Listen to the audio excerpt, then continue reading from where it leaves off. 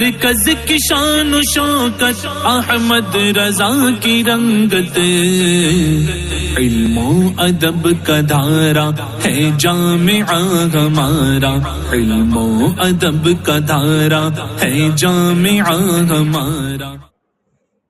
جو عبارت قائم کی وہ یہ ہے الحکم والفتیہ بغیر الراجح خلاف الاجماع،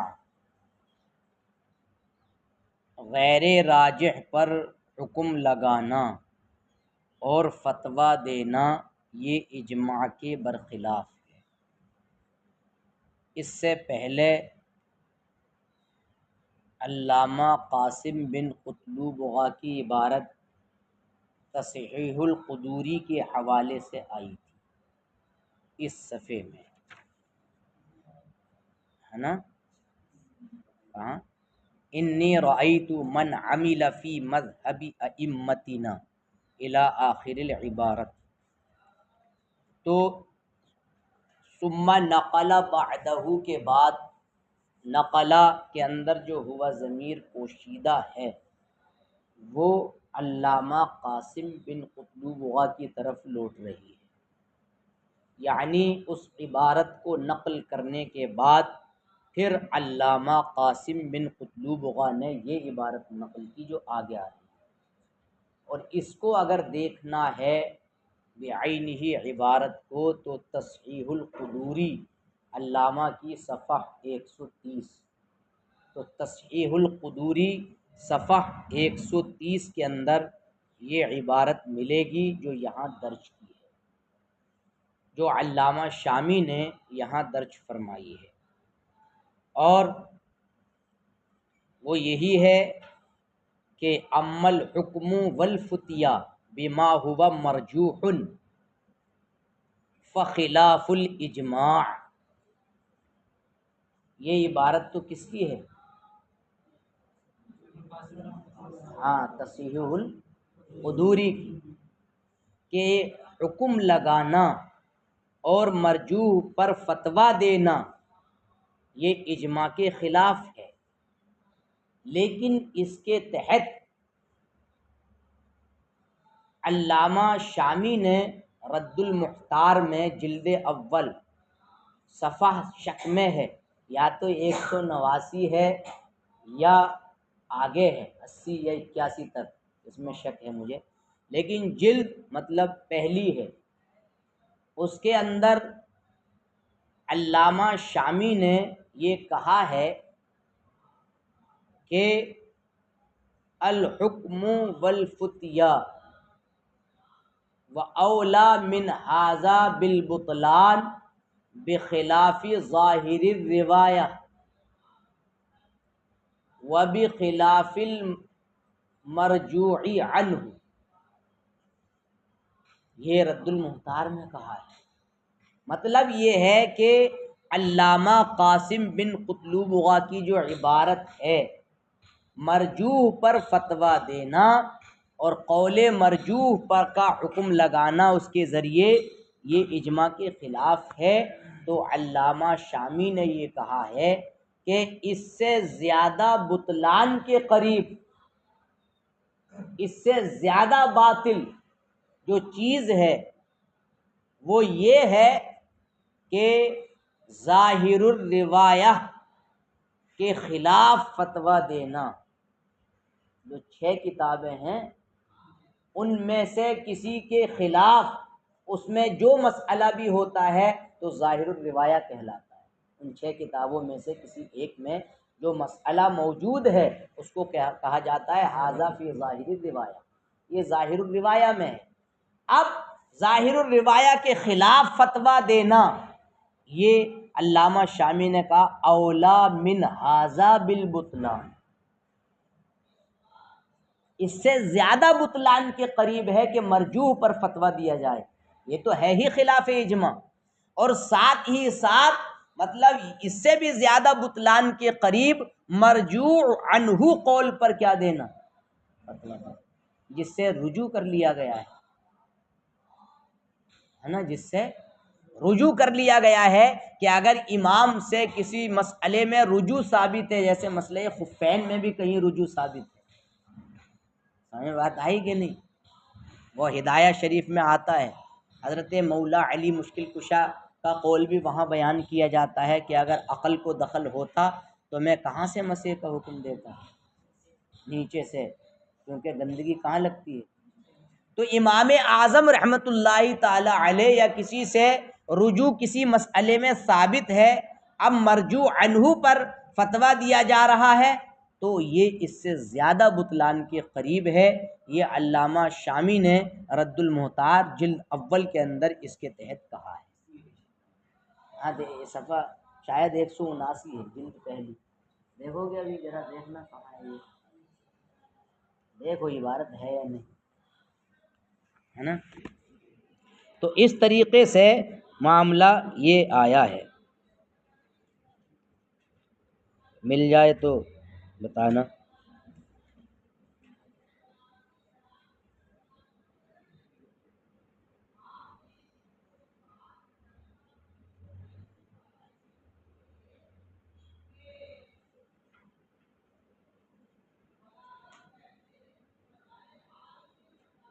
صفحہ 176 ہے، ٹھیک ہے نا، جلد پہلی صفحہ 176۔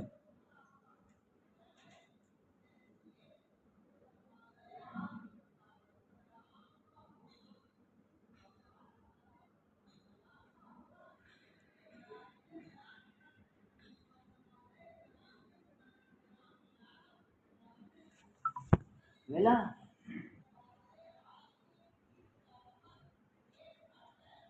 یعنی عبارت یہ ہوگی، مل جی،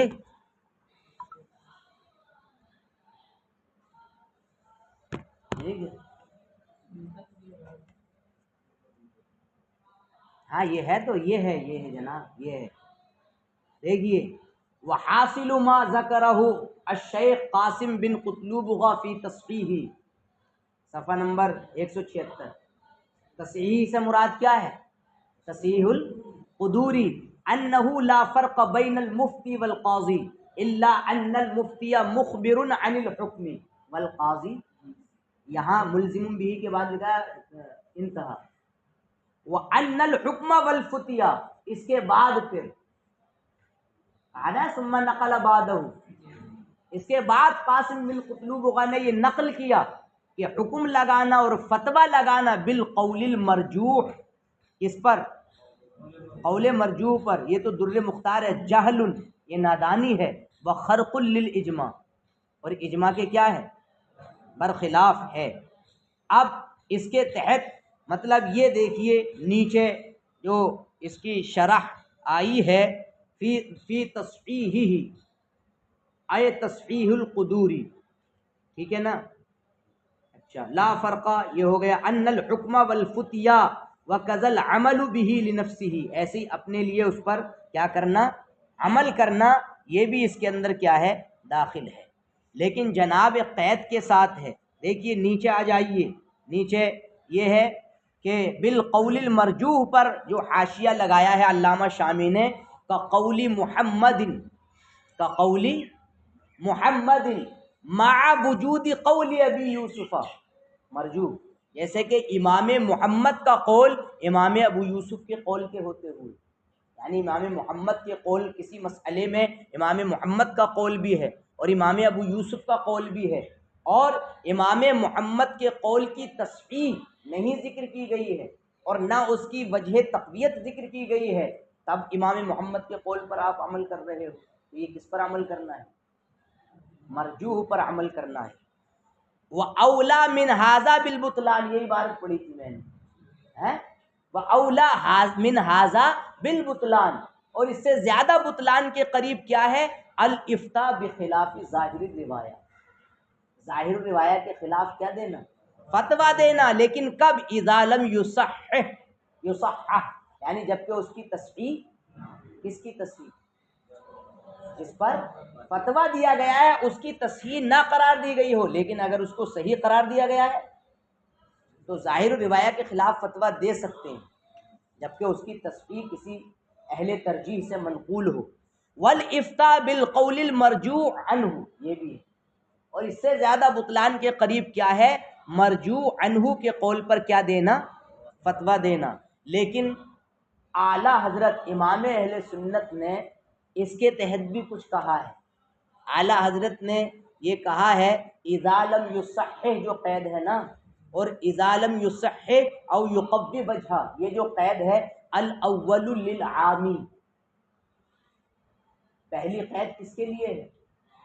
عامی کے لیے ہے، عام انسان کے لیے ہے. عام سے مراد ما و شما، وہ نہیں ہے جاہل اہل سنت. عام سے مراد جاہل اہل سنت نہیں ہے، وہ ہمارا بھی عامی ہے، لیکن عامی سے مراد کیا ہے؟ ما و شما و دیگر مفتیان کرام، یہ ہے عامی سے مراد. اور ثانی للذی لہ نظر فی الدلیل یقوی وجہہ، یعنی اگر دلیل کی تقویت کی وجہ نہیں ذکر کی گئی ہے تب باطل ہے. تو یہ کس کے لیے ہے؟ جس کو دلیل میں نظر کا طریقہ حاصل ہے، اے اہل ترجیح، یعنی یہ اہل ترجیح کے ساتھ خاص ہے. دو قیدیں ہیں نا، ایک عدم صحت کی اور دوسری عدم تقویت وجہ دلیل کی. تو الاول للعامی والثانی للذی لہ نظر فی الدلیل اے اصحاب الترجیح. یہ اعلیٰ حضرت علیہ الرحمہ نے اس پر مطلب اپنا موقف اور اپنی بات ذکر کی ہے. سمجھ میں آئی بات؟ نہیں آئی؟ دیکھیے آپ آگے دیکھیں. وَسَيَأْتِي، یہ ہو گیا فَخِلَافُ الْإِجْمَاعِ. وَسَيَأْتِي مَا إِذَا لَمْ يُوجَدْ تَرْجِيحٌ لِأَحَدِ الْقَوْلَيْنِ، اور عن قریب آ رہا ہے وہ کہ جب دو قولوں میں سے کسی ایک قول کی ترجیح نہ پائی جائے تو کیا کرے گا؟ تو وہ عن قریب آ رہا ہے. تو فرماتے ہیں وَقَوْلِي عَنْ أَهْلِهِ، اور میرا قول عن اہلہ، میرا عن اہلہ کہنا. تو اس اہلہ سے مراد کیا ہے؟ اے اہل ترجیح، یعنی اہل ترجیح سے اس بات کی طرف اشارہ ہے یہ کہ کسی بھی عالم کی ترجیح کافی نہیں ہوگی جناب. مطلب جو مسائل چلتے ہیں نا، تو کوئی بھی ایرا غیرہ، مطلب جو اصحاب ترجیح سے نہیں ہے. اصحاب ترجیح سے کون ہے؟ آگے آ رہا ہے طبقات میں. تو اصحاب ترجیح کا غیر کوئی بھی اگر اس مسئلے کی ترجیح کر دے تو کسی بھی عالم کی ترجیح کافی ہوگی کیا؟ ہاں، دو باتوں میں سے کسی ایک بات کی ترجیح کس سے پائی جائے؟ عن اہلہ، اہل ترجیح سے اگر ترجیح منقول ہے تب تو اس راجح قول کو لے لیا جائے گا اور مرجوح کو چھوڑ دیا جائے گا.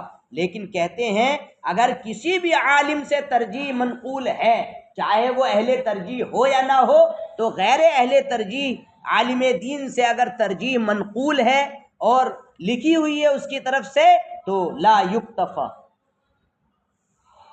تو اس صورت میں بھی جناب وہ یعنی مرجوح پر فتویٰ دینا ہی کچھ لوگوں نے گردانا ہے، سمجھے. اور بلکہ اس کے تحت علامہ شمس الدین محمد بن سلیمان الشہیر بابن کمال بادشاہ، اس کے تحت مطلب یہ ہے علامہ شامی نے جلد اول کے اندر ہی کہا ہے، پہلی جلد کے اندر صفحہ نمبر یہاں ہوگا 179، صفحہ یاد نہیں رہتا، سمجھنے کہ نہیں، وہاں 176 تھا، یہاں 179 ہوگا، مل جائے گا. تو وہاں مطلب یہ کہا ہے کہ فی جمیع النسخ کلھا محمد، یعنی ان کا نام جو ذکر کیا ہے شمس الدین کا، سارے نسخوں میں کیا ہے؟ محمد ہے. لیکن فرماتے ہیں وَهُوَ خَطَأٌ، یہ خطا ہے. وَالصَّحِيحُ مَا أَثْبَتْنَا احمد، اور صحیح وہ ہے جو ہم نے ثابت رکھا، اور وہ کیا ہے؟ سلیمان، شمس الدین احمد بن سلیمان. یہ شمس الدین احمد بن سلیمان، اور یہ ابن کمال پاشا کے نام سے مشہور تھے. اور ان کے بارے میں علامہ ابن عابدین شامی نے اور دوسرے لوگوں نے بڑے بڑے الفاظ کہے ہیں، چنانچہ یہ بھی کہا ہے جس کو محشی نے وہیں سے اٹھایا، کان بارعا فی العلوم، علوم میں یہ ماہر تھے۔ اور العلامہ، الفہامہ، الرحلہ ان کا لقب ہے، یعنی علامہ، فہامہ، الرحلہ، عالم بارعا، ماہر فی جمیع العلوم والفنون کلھا، یہ سب ان کے بارے میں کہا گیا ہے۔ علامہ کمال الدین الشہیر بھی ابن پاشا، اور بادشاہ کے بارے میں پاشا جو ہم اردو میں کہتے ہیں۔ اور اس کے بعد پھر مطلب یہ بھی کہا ہے وَقَلَّمَا أَن يُوجَدَ فِي فَنٍ، جس فن کو بھی آپ اٹھا کر دیکھو گے الا وَلَهُ مصنف او مصنفات، ان کی مصنف ہیں یا مصنفات، ایک مصنف ہے یا مصنفات ہیں۔ چنانچہ تفسیر القرآن العزیز انہوں نے کی تھی، لیکن فرماتے ہیں لم یکمل ومات، قرآن کریم کی تفسیر میں یہ لگ گئے لیکن انتقال پرملال ہو گیا، اور لم یکمل تفسیرہ، اپنی تفسیر کو کامل نہ کر سکے۔ شرح الہدایہ لم یکمل، ہدایہ کی شرح آپ نے کرنا شروع کی تھی علامہ ابن کمال پاشا نے، لیکن لم یکمل، زندگی نے ساتھ نہ دیا، اور مطلب یہاں سے کوچ کر گئے اور وہ شرح ادھوری رہ گئی۔ ایک کتاب ان کی ہے الایضاح والافصاح فی فن الفقہ، فن فقہ میں ان کی ایک کتاب ہے الایضاح والافصاح، اور بہت مشہور اور بہت مسائل پر مشتمل یہ کتاب ہے، بڑی کامیاب ترین کتاب الایضاح والافصاح۔ اور ان کے بہت سارے رسائل بھی ہیں، ان رسائل میں سے کسی رسالے میں یہ عبارت بھی علامہ کمال الدین پاشا ابن کمال پاشا کے کسی رسالے میں ایک عبارت یہ بھی نقل کی ہے، اور ان کے رسالوں کے بارے میں کہا ہے شاید کہ 300 سے زیادہ، مطلب یہ ہے کہ رسالے ہیں، 300 سے زیادہ رسالے ہیں جناب۔ اور کسی رسالے میں یہ بھی ہے کہ لا بد للمفتی المقلد ان يعلم حال من يفتي بقوله،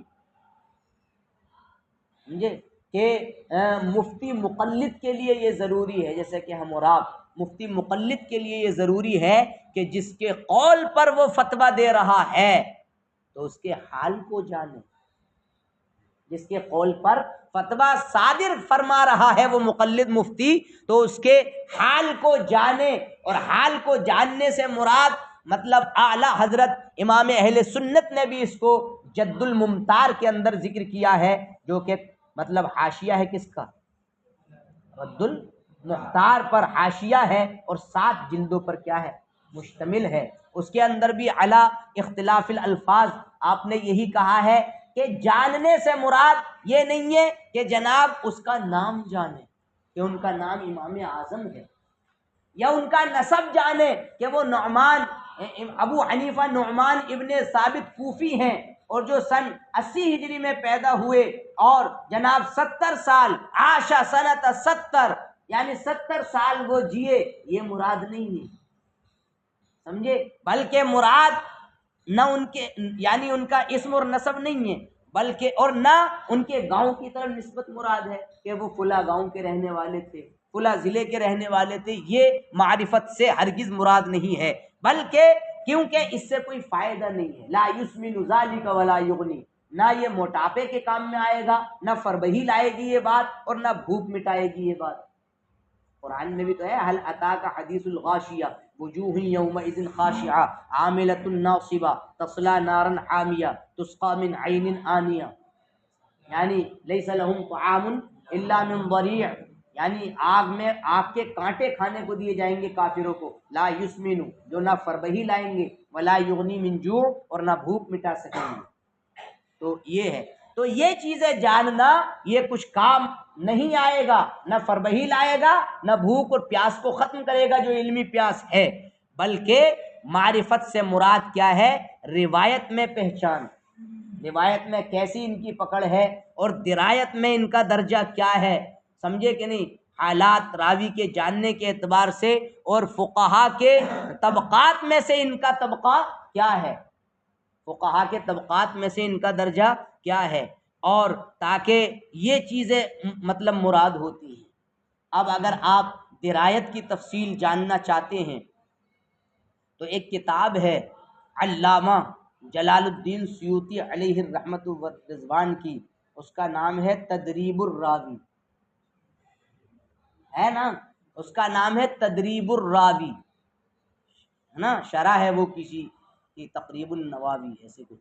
تو تدریب الراوی میں درایت کی بڑی لمبی چوڑی اور تعریف اور اس کی تفصیل اور اس کی اقسام ذکر کی ہیں، انشاءاللہ کل اس پر روشنی ڈالی جائے گی۔ درایت کے لفظ پر کہ جو درایت کی تفصیل ہے، آخر کار اس کی کتنی قسمیں ہیں، تھوڑی تفصیل تو ہونی چاہیے، تو درایت کے بارے میں آپ کو بتاؤں گا۔ تو اس کا درایت میں مقام کیا ہے اور فقہا کے طبقات میں سے کیا طبقہ ہے اس کا، یہ معلوم ہونا چاہیے، تاکہ وہ جناب عالی بصیرت پر ہو جائے، اور جو مخالفین ہیں، دو الگ الگ مخالفوں کے اقوال منقول ہیں، اس میں پوری ترجیح پر وہ اس کا قول مشتمل ہو اور اس کا فتویٰ مشتمل ہو۔ یہ اس کا نچوڑ اور خلاصہ بیان ہو گیا، ٹھیک ہے نا۔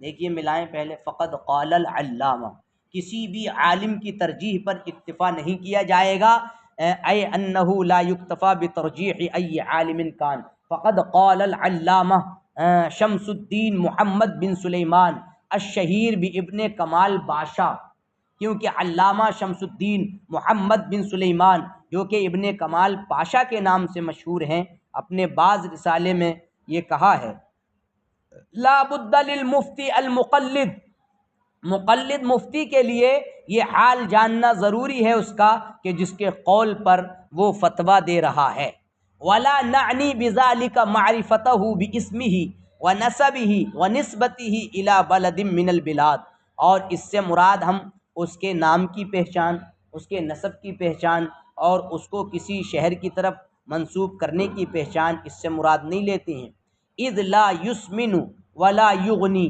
کیونکہ یہ نہ فربہی لائے گا اور نہ پیاس اور بھوک مٹائے گا، بل معرفتہ فی الروایہ، بلکہ اس کی پہچان روایت میں اور اس کا درجہ درایت میں، اور طبقات فقہا میں سے اس کا طبقہ کون سا ہے یہ پہچان ہونی چاہیے، لیکون علی بصیرۃ وافیہ فی التمییز بین القائلین المتخالفین، تاکہ وہ قائلین اور متخالفین بھی ہو سکتا ہے، یہ جمع کا صیغہ بھی اور تثنیہ کا، لیکن جمع کا زیادہ بہتر، تاکہ وہ مطلب یہ ہے کہ دو الگ الگ بات کہنے والوں کے درمیان تمیز میں، امتیاز دینے میں پوری بصیرت پر ہو جائے، اور تاکہ وہ دو الگ الگ قولوں کے درمیان ترجیح دینے میں قدرت کافیہ اس کو حاصل ہو جائے۔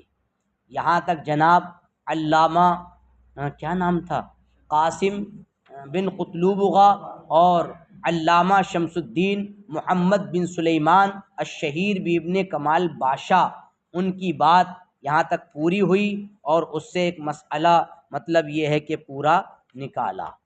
اب اگلا سبق جو شروع ہو رہا ہے وہ طبقات فقہا کا ہے، درجات فقہا۔ اس سلسلے میں علامہ شامی رحمۃ اللہ تعالی علیہ نے، اس کا مطلب اس میں بہت بحث کی گئی ہے، اس پر بھی بات آئی کہ نہیں، پہلی جلد میں ہی علامہ شامی رحمۃ اللہ تعالی علیہ نے یہ کہا ہے، طبقات الفقہا ان الفقہا، یعنی جب یہ بحث شروع کی تو کہا ہے کہ آپ جان لیں کہ ان المجتہد المطلق قد فقد، یہ کہا ہے، آپ جان لیں کہ مجتہد مطلق کیا ہو چکا ہے، مفقود ہو چکا ہے، یہ کہا ہے علامہ شامی نے، مجتہد مطلق مفقود ہو چکا ہے، وَأَمَّا الْمُقَيَّد، رہ گئے جو اس میں آ رہے ہیں، یعنی مجتہد مقید، تو یہ مجتہد مقید یہ مجتہد طبقات فقہا ان کو کہا جائے گا، طبقات فقہا ہے یہ، ورنہ مجتہد مطلق قد فقدہ وَأَمَّا الْمُقَيَّد، لیکن رہ گئے مقید تو اس کے درجات کیا ہیں، 7 ہیں، جو مشہور ہے، یعنی 7 درجات مشہورہ، 7 مشہور اس کے مطلب یہ ہے کہ درجے ہیں، اور ان کا ذکر یہاں سے علامہ شامی رحمہ اللہ تبارک و تعالی مطلب یہ ہے کہ فرماتے ہیں۔